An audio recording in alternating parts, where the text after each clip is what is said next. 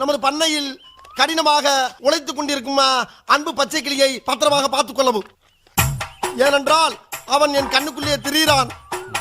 அதுபோக அவன் மாடு மேய்க்கும் போது அவனுக்கு வெயிலில் நடக்க விடாமல் அவனுக்கு ஒரு புல்லட்டு வாங்கி கொடுத்து, பேண்ட் செட்டும் வாங்கி கொடுத்து, ஒரு தொப்பியும் வாங்கி கொடுத்து போட்டிருக்காருயா.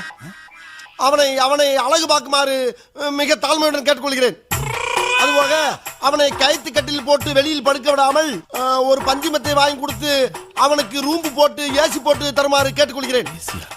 இவ்வளவும் போக ஒரு முக்கிய குறிப்பு, நமது குடும்பத்துக்காக கடினமாக உழைத்துக் கொண்டிருக்கும் அந்த ஒப்பற்ற ஜீவனை நாம் பத்திரமாக பார்த்துக் கொள்ள வேண்டும். அப்பொழுதுதான் நாம் எல்லோரும் பத்திரமாக இருக்க முடியும். ஏண்டா மொத்தமே 4 வரி தான் இருக்கு. 4 வரி தான், ஆனா கூட்டெழுத்துல எழுதியிருக்காரு அவரு. கூட்டெழுத்தா? அதுடா கூட்டெழுத்து. நான் படிச்சிருக்கல கூட்டெழுத்து.